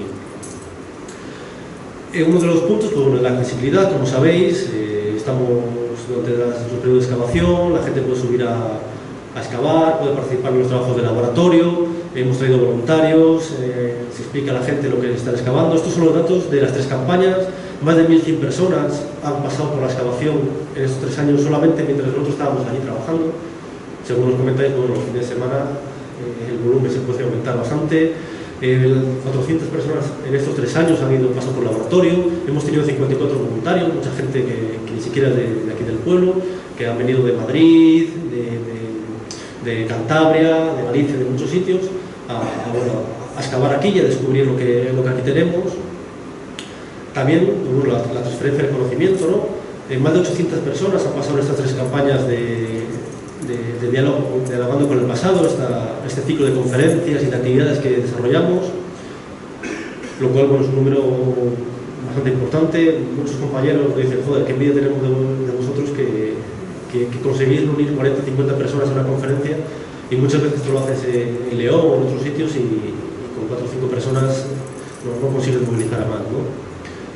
También los talleres, taller como el de vestimenta, que acudieron 20 personas, las 2 ediciones que se han hecho del taller de cerámica, con más de 60 niños que han participado en ellos, el filandón, que se hizo en esta misma sala, que creo que fue todo un éxito, por la comunicación entre generaciones que hubo, la cantidad de historias, de cultura popular que se expuso. También el curso que hicimos sobre la Peña del Castro, ¿no? Para que bueno, la gente de aquí pudiera enseñar a los visitantes el patrimonio que tenéis, lo que estamos haciendo en las excavaciones. Y también, bueno, la parte a lo mejor más de ocio, pero que tampoco tenemos por qué despreciarla, porque tiene también un contenido didáctico bastante importante, aparte que bueno, pues, es foco de atracción de turistas, ¿no?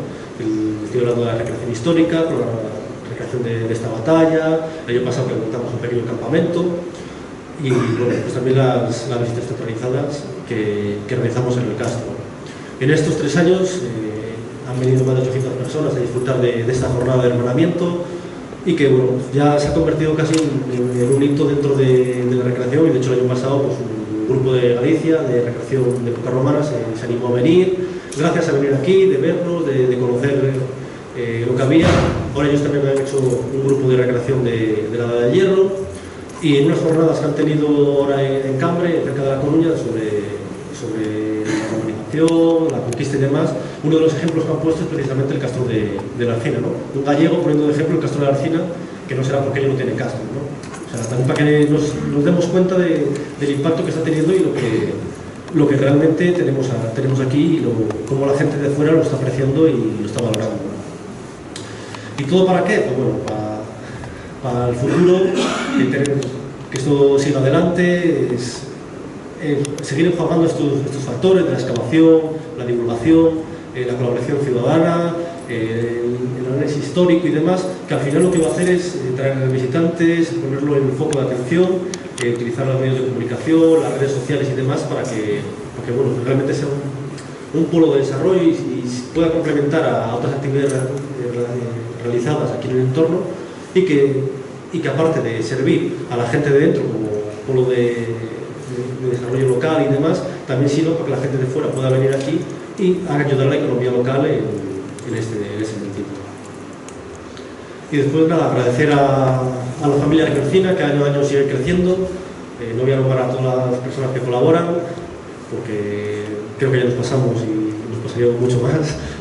Darles las gracias y por supuesto dar las gracias a todo el municipio de La Arcina, a toda la gente que colaboráis, que subís, que aportáis ideas, que simplemente subís a ver, que nos apoyáis y demás, porque, bueno, como siempre decimos, la base del proyecto sois vosotros, todo lo que se ha hecho es gracias a vosotros, y nosotros simplemente somos los transmisores entre el pasado, entre el nacimiento y la comunidad local, que sois realmente los que hacéis que esto sea posible. Si aquí hoy hubiera 2 personas, seguramente no tendría sentido pedir nada a la Junta de Castilla y León, porque no sería atractivo para la comunidad, y estamos viendo que sí lo es. Entonces ahí reside también uno de los pesos pesados para que este proyecto continúe y siga desarrollando la labor tanto científica como social que así realiza. Muchas gracias por vuestra atención, muchas gracias por haber colaborado con el proyecto.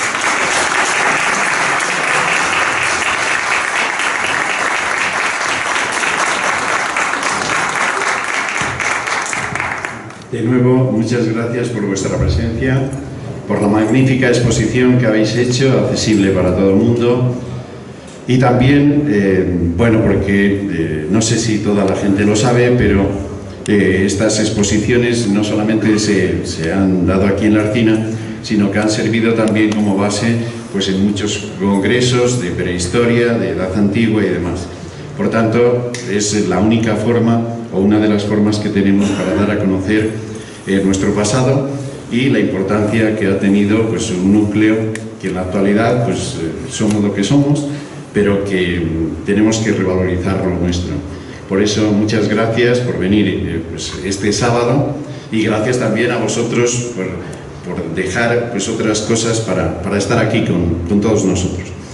Bueno, y como yo estoy seguro que bueno, tenemos el tiempo necesario para que cualquier dificultad, cualquier duda, pues les tenemos aquí a Víctor y a Eduardo. Repito que no ha podido estar Fernando, pero sabéis que es un entusiasta y que, bueno, pues este proyecto lo han realizado en un tiempo récord porque terminaba el plazo, el lunes, y se entregó ese mismo lunes para que podamos poder disfrutar en los próximos 4 años pues de su presencia y del trabajo, y que podamos conocer mucho más de nuestros antepasados. Por eso, si hay alguna pregunta, pues seguro que con toda amabilidad pueden responder, si es que la saben, y si no, pues dirán que para el próximo año, cuando excaven más, pues ya se lo aclaran.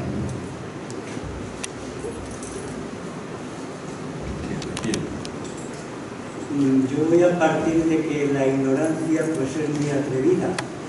Entonces, cuando hablabais del arado ese que aparece en la cabaña comunal, que es una pieza de hierro ya considerable, podría ser una hipótesis de que apareciera allí porque es una herramienta de tipo comunal, porque no hay más o hay muy poco y se guarda allí.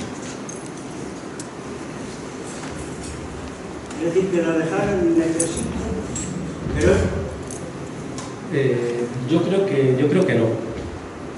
porque por el significado propio que tiene el arado y por el significado que tiene esa sala, porque a lo mejor si fuera una herramienta comunal que pudiera guardar pues, para el trabajo de todos, a lo mejor en vez de esa sala hubieran dejado unas salas anteriores, pero es que aparece asociada a cerámica ritual, como puede ser esa asa de metal, esas jarras, esas botellitas y tal, sale en un contexto especial.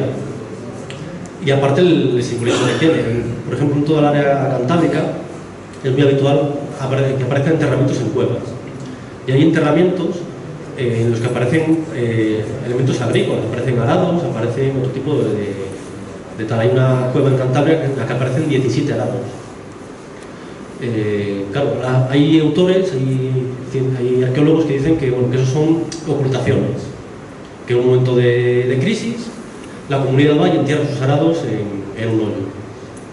Hombre, enterrar 17 arados en un hoyo, en una cueva, y después no volver por ellos, por ejemplo, me parece algo, bueno, un esfuerzo demasiado perdido, ¿no? Porque te cuesta mucho hacer un arado, fabricar un arado y demás, como para enterrarlo, ¿no? Aparte de subirlo y demás. Otros autores que dicen que son enterramientos votivos. Es una amortización de elementos rituales, porque las cuevas son también un elemento pues, místico y demás, una zona de paso, y eso desde la prehistoria. Y aparecen asociados otros objetos que también pues, se relacionan en esta línea. Yo en este caso, además viendo por lo que aparece dentro de las cabañas, que aparecen utensilios de agricultura, el otro de los arados, por ejemplo, aparece una puerta, seguramente estuviera en una vivienda y arrastrara un incendio, o lo que fuera. Entonces, yo creo que no es un almacén comunal, sino que es un espacio comunal, pero vinculado a otro tipo de actividades.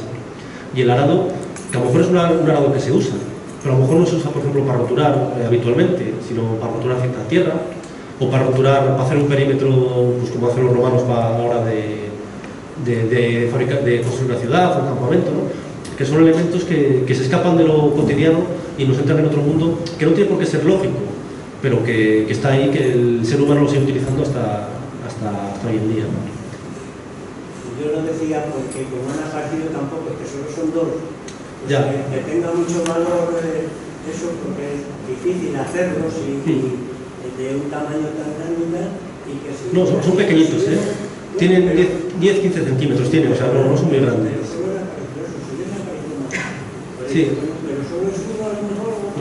Pero por ejemplo, la legona que apareció, solamente tenemos una, y apareció en una vivienda. Y también nos está indicando ese trabajo agrícola, pero de carácter doméstico. Entonces, es una hipótesis, ¿no? A lo mejor el día de mañana no vuelven a aparecer más y bueno, pues puede ser que sea un almacén y que guarden tal. Pero por las condiciones donde aparece y el tipo de herramienta que aparece y demás, yo creo que puede estar asociado a este otro tipo de elementos. Y más cuando, por ejemplo, las deformaciones que aparecen en las patas no es algo de los bóvidos, no es algo casual, o sea, no es algo excepcional, es algo habitual. En casi todos los bóvidos tienen las patas deformadas. O sea, que tirar de arado tiene que ser algo bastante cotidiano dentro de esta gente.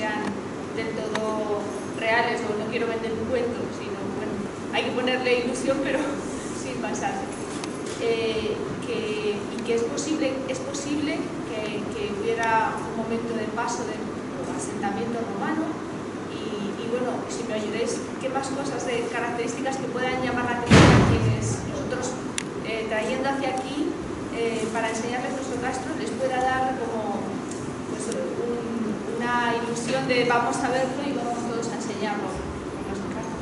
Bueno, como decía al principio, pues el Castro de la Peña del Castro, para el panorama científico ya es un lugar importante. Ya está siendo un lugar de referencia y un yacimiento de referencia para cambiar, por muchas cosas, que pueden ser aplicables a la hora de, ¿no?, pues llamar la atención sobre el yacimiento y venderlo y demás, ¿no? La primera es que es de los pocos castros que está excavado en León, en la provincia. Ahí ya empezamos. Es decir, la provincia de León se ha escrito bastante sobre castros, se habla mucho sobre castros, sobre poblados, sobre cronologías, etc. Pero los castros excavados en la provincia de León se cuentan con los dedos de una mano. Tenemos el Chano, tenemos alguna cosita en las médulas, tenemos el Castro de la Magdalena, pero el 90% de lo que se habla sobre los castros normalmente suele ser o bien por materiales que una vez uno encontró y luego se lo dio a otro que luego tal, y se lo dio a uno que al final lo estudió, con lo cual muchas veces no sabemos ni de dónde vienen, o por copiar. Es decir, coño, es que en Cantabria excavaron un castro y es que en Cantabria las casas eran así, bueno, pues los castros de aquí eran así, o es que en Galicia excavaron un castro, pero es que en Galicia las casas son así, o en Asturias. Este es el de los pocos castros excavados en la provincia de León. Después es de los pocos castros de la montaña cantábrica oriental excavados. La Filda está sin excavar, el Castro del Sagro está sin excavar, hay muchos castros que están sin excavar, este está excavado. Y aparte conecta y completa muy bien la información que tenemos de otros castros excavados en la montaña cantábrica. Hay castros excavados en la montaña cantábrica, del territorio, vamos a decirlo, cántabro, tradicionalmente cántabro. Hay algunos castros excavados que ofrecen algunas informaciones, pero que no ofrecen informaciones que tiene la Arcina. Por ejemplo, el enterramiento de los dos neonatos, prácticamente solo hay un paralelo que es, o así más o menos conocido, que es en el Montevernorio, del que, bueno, pues sabemos relativamente poco. Llama la atención, y está llamando mucho la atención dentro de los resultados de las excavaciones, aparte de este hecho de que sean de los pocos que están excavados, llama la atención la conservación. Hay muy pocos castros que se conserven por los tramos de muralla como se han conservado, la casa comunal, sobre todo este tipo de cosas. Hay muy pocos castros que se conserven así, y hay muy pocos castros que se hayan excavado y que se hayan consolidado. En la provincia de León podemos ver el Castro del Chano, podemos ver los de las médulas porque están haciéndolos ahora, y el resto que hay de los que se excavó se tapó, con lo cual no podemos ver nada. Aquí se puede contemplar. Tenemos, por ejemplo, la existencia, que está llamando mucho la atención, de esta cabaña comunal. La cabaña comunal es un elemento casi único de los castros que están excavados en lo que sería el territorio cántabro. En algunos yacimientos tienen cosas que apuntan, que pueden tener indicios, que podrían, pero ninguno como lo que nosotros tenemos aquí, con esa excepcionalidad de la casa, con la excepcionalidad de los materiales que aparecen dentro, etc.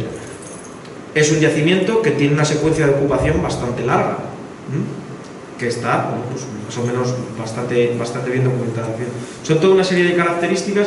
La muralla está muy bien conservada, tenemos una puerta de acceso, que no suele ser habitual tener una puerta de acceso. Hay muchas, al final son pequeñas cosas, pero que se están convirtiendo. Ya digo que a nivel de investigación, para los investigadores, no sé, todos los amigos que tenemos de arqueología, y no amigos, pero que son compañeros de profesión, están constantemente, oye, publicar cosas, contarnos, porque están todos ansiosos en la comunidad científica por saber más cosas sobre este castro, porque está aportando mucho. Entonces, sí, para los especialistas es importante, la gente debería. Entonces, en la línea de lo que dice Magdalena, ¿no podéis a lo mejor hacer 10 puntos o 8, yo qué sé, para que yo tengo mala memoria, lo que hoy me ha encantado, a ver si me quedo, pero bueno, lo que hacer un pequeño folleto, que el ayuntamiento, lo que sea, y si queréis que colaboremos, que nos deis las líneas, sí, unos folletos que puedan ayudar a la gente a sobre todo eso, lo que estás diciendo, que es más destacable, que es más novedoso, que es más distinto de otras. Nosotros una de las líneas que se hizo, una de las cosas que se hizo es, creemos que las redes sociales tienen una proyección hoy en día enorme. Entonces la proyección que tenemos en Facebook, por ejemplo, o en Twitter, lo que nos hace es uno de los proyectos arqueológicos más conocidos de España ahora mismo.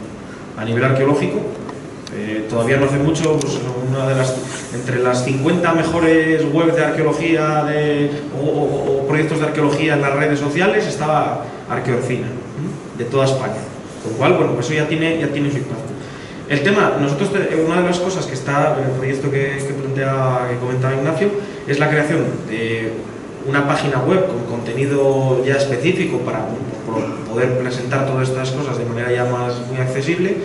Y sí, a ver, todas las cosas que se hagan, hay muchos proyectos, ¿eh? Encima de la mesa tenemos muchas cosas, hay muchas ideas, hay muchas cosas, hay que ir poco a poco ir haciendo, pero sí que hay bastantes proyectos.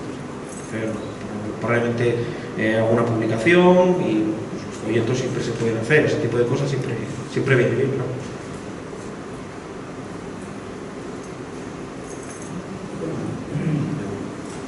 Que resultó una cosa muy curiosa, que descubrieron muy tempranamente, a partir del carbonato cálcico, la unión de la obtención del óxido de cal, o sea, de cálcico. ¿No habéis encontrado ningún prestigio donde la hayan empleado para construir, no solo para destruir? No nos ha documentado ningún sitio cal, solamente unido a algunas de las rocas. Y en este caso, sobre todo la mayor aglomeración apareció en la zona de la puerta, y una de las hipótesis que bajamos precisamente eso, que sea de formación natural al quemarse la muralla, al quemarse el castro, que suba a tanta temperatura que intente producir, bueno, que llegue a producir cal en la zona esa, porque bueno, lo dejas si estamos hablando de una muralla que podría tener unos 4 metros de altura, y en ese punto la puerta tiene 3 metros, entonces tenemos una chimenea bastante importante y seguramente se alcanzarán temperaturas bastante altas. De hecho, muchas de las piedras que están formando la muralla están rajadas, y están rajadas de ese impacto térmico. Entonces, bueno, es una de las hipótesis que barajamos, porque solamente aparecía ahí y pegado a la gran cabaña esta grande. Muchas de las piedras, no sé si os disteis cuenta, se ven blanquecinas, seguramente por eso, al caerse la muralla encima, por todo ese carbonato cálcico esa cal que se estaría formando, pues quedaría ahí depositada. Es decir, una de las hipótesis, pero no se ha documentado en ningún otro sitio que se utilice cal ni para construir, ni caleros en la del hierro, ni... Sí. Sin querer, sí. No sé si quedaría luego alguno para ir ahí a buscar, ¿eh? Porque aquello hay que pensar que la zona donde encontramos toda esa cal, tuvimos que quitar bloques de allí, o sea, nos costó, estaba totalmente sepultado porque estaba toda la muralla vencida encima. No sé si alguno luego pudo ir allí es como un calero. Al final, el derrumbe de la muralla, el calor, lo que te hace es un calero como los tradicionales que se encuentran por ahí. Lo que pasa es que luego nadie fue a retirarlo.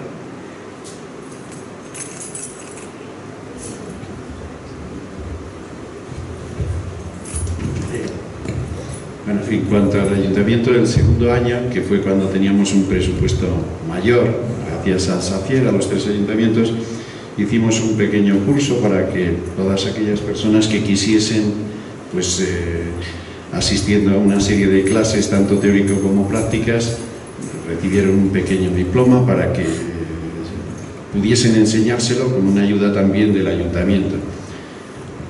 Es verdad que los que nos han pedido son los colegios y han tenido que suspender muchas veces las visitas porque, claro, en los meses de octubre y noviembre es un sitio de difícil acceso, sobre todo para los niños pequeños. Por tanto, ahí tenemos un problema que podemos continuar en los próximos años, seguir teniendo personas que puedan enseñarlo y que lo puedan enseñar con criterios científicos. Y también es verdad que cuando algunos de los colegios con mucho tiempo nos lo han dicho, pues se lo hemos comentado tanto a Víctor como a Eduardo como a Fernando, y se han ofrecido a venir a enseñárselo ellos. Es decir que intentamos por todos los medios la difusión, y repito, la difusión entre nuestra zona, porque si no conocemos lo nuestro, difícilmente se lo vamos a enseñar a los demás, ¿no?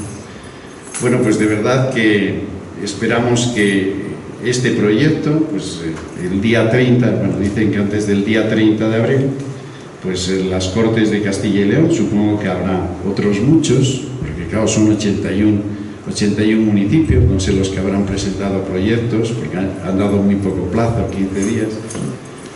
Bueno, pero esperemos que este sea pues uno de los mejores, y no el mejor, y que podamos disfrutar de vuestra presencia en los próximos veranos, porque será muy bueno para la Arcina y muy bueno para el mundo científico, que es de lo que se trata, difundir lo nuestro y difundir lo nuestro, que está muy bien. Pues muchísimas gracias, y lo que decían antes, yo les tengo que agradecer vuestra presencia aquí, porque yo he ido a conferencias en Pallarés, que es León, con bastante menos gente de los que estamos aquí. Por tanto, muchísimas gracias a vosotros.